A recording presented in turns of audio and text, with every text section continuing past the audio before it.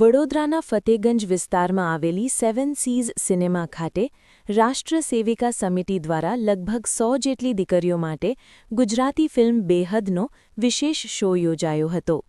આ કાર્યક્રમમાં સાવલી તાલુકાની લગભગ 70 અને વડોદરા જિલ્લાની 30 જેટલી યુવતીઓ ઉત્સાહપૂર્વક જોડાઈ હતી.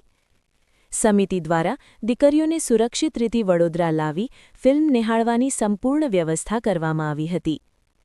આયોજકોના જણાવ્યા મુજબ દીકરીઓને સમાજમાં વધતી અસામાજિક પ્રવૃત્તિઓ અને છેતરપિંડી સામે જાગૃત બનાવવા આ આયોજન કરવામાં આવ્યું હતું. ફિલ્મ દ્વારા દીકરીઓને સાવચેત રહેવા, સાચા ખોટાનો ભેદ સમજવા અને માનસિક રીતે મજબૂત બનવાનો સંદેશ આપવામાં આવ્યો.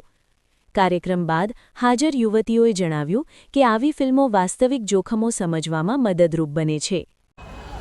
રાષ્ટ્ર સેવિકા સમિતિ દ્વારા અમે આ દીકરીઓ, બહેનો અને માતાઓને ગુજરાતી ફિલ્મ બેહદ ફિલ્મ જે છે એ ફતેગંજ વિસ્તારમાં મોલની અંદર 7 સીઝની અંદર જે છે એ પિક્ચર જોવા અમે આજે લઈ જઈ રહ્યા છે. કારણ કે આજે જે ઘટનાઓ બની રહી છે, અત્યારે તાજેતરની જે ઘટના છે કે એક વકીલ દીકરી જે છે પોતે વકીલાત હોવા છતાં પણ વિધર્મીને મોહ પાસમાં જાળમાં ફસાય છે.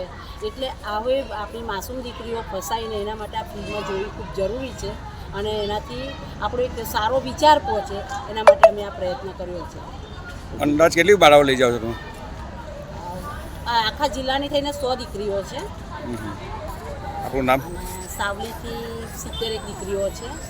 મારું નામ ગીતા જાદવ, વડોદરા જિલ્લો કાર્યવાહી.